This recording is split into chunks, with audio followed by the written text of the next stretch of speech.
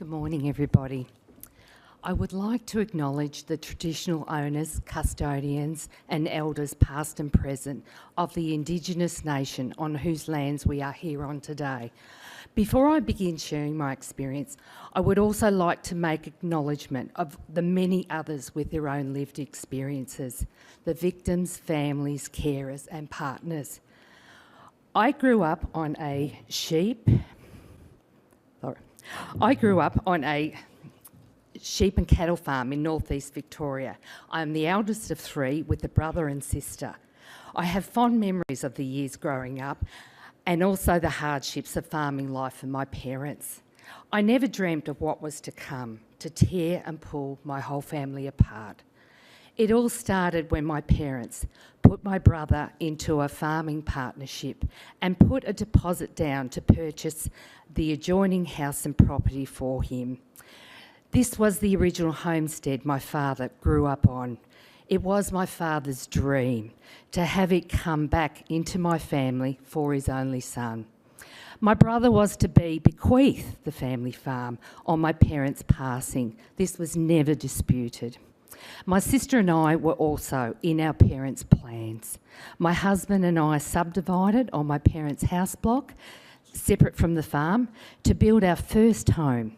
My sister did not wish to stay on the farm. She was to be given or bequeathed some money in the future instead. My brother began a campaign of bullying, threats and at times violence. This was also the start of the financial exploitation of my parents, which continued over many years. There were numerous intervention orders put into place for my family and I, but the abuse continued. My parents could not face the idea of going to court against their son. They were from the proud, silent generation, and it was not talked about. My father would always say, "I can handle him," but he never could or would ever be able to. My brother was charged with drug offences and possession of illegal firearms, explosives, after a raid on his property. The police suspected a local bikie gang connection. When my mother passed away in 2010, it became clear that my father was living with dementia. And by 2012, we could no longer watch our son hide under the coffee table when his uncle would abuse his grandfather and us. We had no choice but to leave. The day of moving was hard and sad. I recall the look on my father's face. He was absolutely heartbroken. After moving, we visited the farm to take food and check on my father. We ended up having to call 000 due to my brother trying to smash the window, push my father over and threatening to kill my husband. I can still recall my son's screams. The police told us we were best never to return. My father became isolated from us. The farming partnership account was emptied and closed. My brother contacted the local taxi service and said that if my father ever contacted them, they were not to pick him up as he was losing his marbles and he would never pay. My father was also robbed of over $40,000 by scammers. His health was deteriorating with frequent admissions into hospital where the harassment over money and property continued. On one occasion when my father was in hospital, my brother was caught trying to force him to sign paperwork, which was intercepted by a hospital social worker.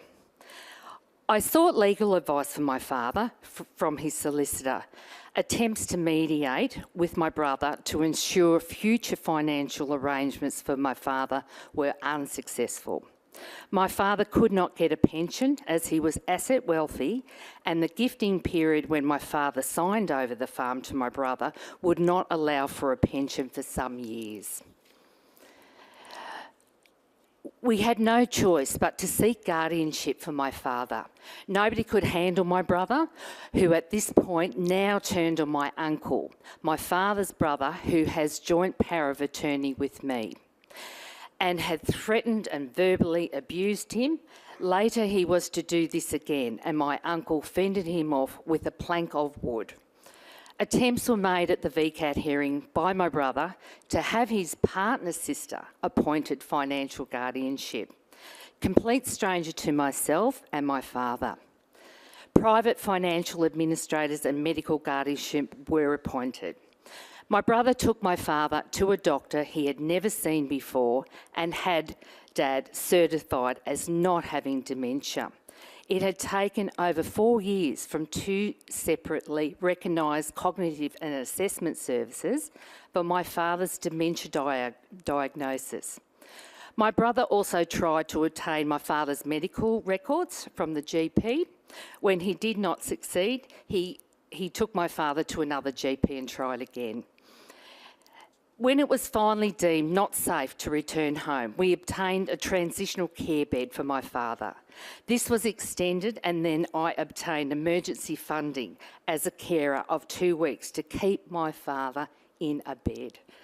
This was what we came to call Skid Row.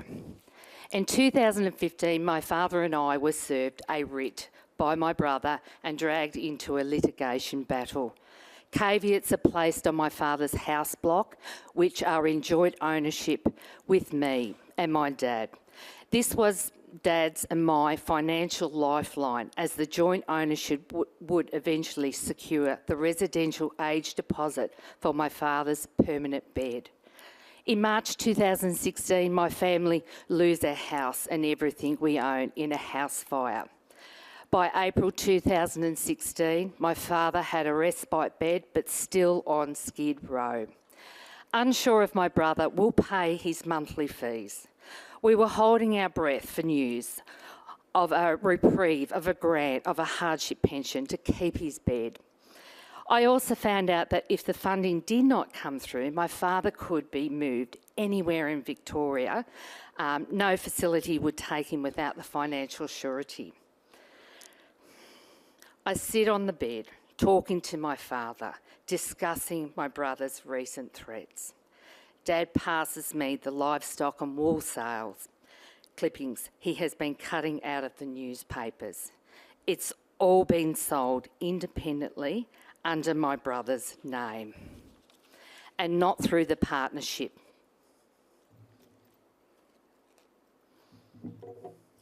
My father asked me, "What are we going to do, sis?" with tears in his eyes.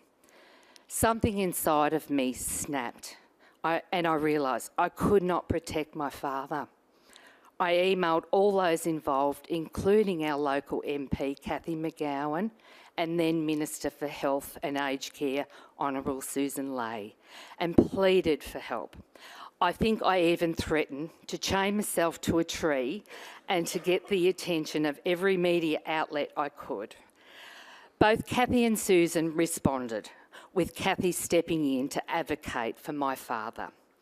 The house and house block was sold, securing the permanent bed deposit for my father. The litigation trial in High Court in Melbourne was settled in February 2017. My father is now on a pension. He has a car sitting in a storage park, a rusted out old Land Cruiser. The windows were deliberately left down, and 3 boxes from his whole lifetime of 83 years. Where is my sister throughout all of this? She stands beside my brother. After driving home following my mother's funeral over 7 years ago in 2010, she visits my father for the first time in 2017. Her message was of the financial burden he was on my brother. I can still not protect my father. My sister and brother can go to the facility at any time and can avoid signage in to visit. This is despite my father stating that he does not wish to see them anymore. Nothing can be done unless we have intervention orders, and we cannot get orders until there is another incident. There are no orders I can get for my sister, despite her psychological abuse and my father's wish to not see her.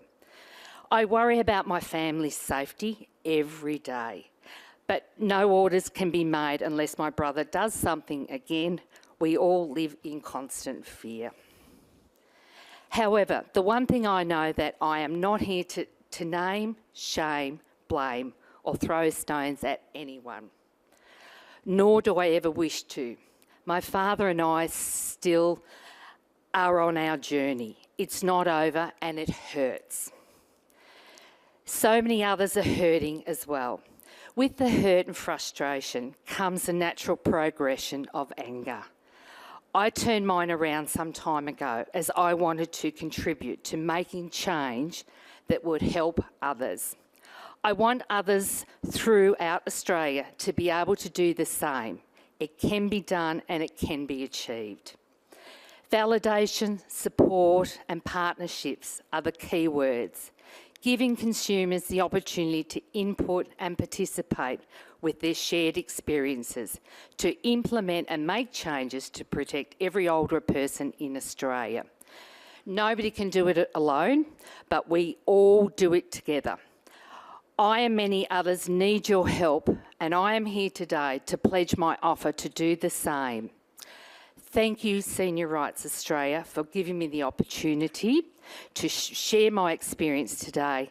Please don't hesitate to come forward at any time over the next 2 days of the conference and speak with me. Thank you very much, everybody.